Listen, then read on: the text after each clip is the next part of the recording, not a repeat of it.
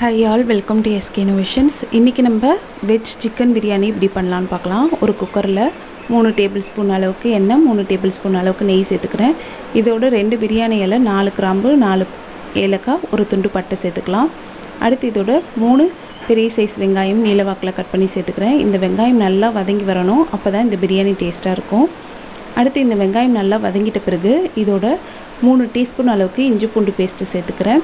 இஞ்சி பூண்டு பேஸ்ட்டோட சேர்த்து அதோட பச்சை வாடை போகிற வரைக்கும் நல்லா வதக்கி விட்டுக்கலாம். அடுத்து அதோட ஒரு கைப்பிடி அளவுக்கு புதினா கொத்தமல்லி இலைகளை சேர்த்துக்கிறேன். இது கூடவே ஒரு 3 பச்சை மிளகாய் கீரி சேர்த்துக்கிறேன். அடுத்து 1 டேபிள் ஸ்பூன் அளவுக்கு தனி மிளகாய் தூள் சேர்த்துக்கிறேன்.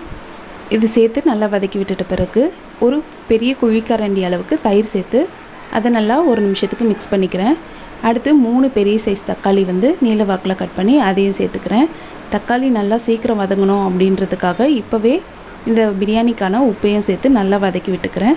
தக்காளி நல்லா வதங்கிட்ட பிறகு இதோட ஏற்கனவே க்ளீன் பண்ணி உப்பு மஞ்சத்தூள் போட்டு வேக வச்சுருக்கக்கூடிய பலா காய்களை இதோடு சேர்த்து நல்லா மிக்ஸ் பண்ணி விட்டுட்டு 1 கப் அரிசிக்கு 1.5 கப் அளவுக்கு தண்ணி சேர்த்து நல்லா கொதிக்க விட்டுக்கிறேன். கொதி வந்ததும் இதோட உப்பு காரம் செக் பண்ணிவிட்டு அரிசி அரை மணி நேரம் ஊற வச்சுருக்கேன், அதையும் சேர்த்துக்கிறேன். சேர்த்து நல்லா கலந்து விட்டுக்கலாம். இந்த டைமில் புளிப்பு செக் பண்ணிக்கோங்க.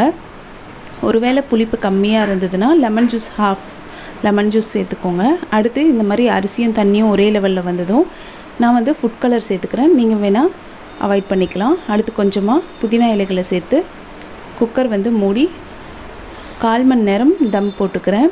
அடுத்து அவ்வளோதான், நம்மளோட சூப்பரான வெஜ் சிக்கன் பிரியாணி சூப்பராக ரெடி ஆகிடுச்சு. கண்டிப்பாக எல்லோரும் ட்ரை பண்ணி பாருங்கள், ரொம்பவே சூப்பராக இருக்கும். பலாக்காய் இந்த டைமில் ரொம்பவே ஈஸியாக கிடைக்கும். கண்டிப்பாக ட்ரை பண்ணி பார்த்துட்டு எப்படி இருக்குன்னு கமெண்ட் செக்ஷனில் தெரிவிங்க. தேங்க்யூ ஃபார் வாட்சிங்.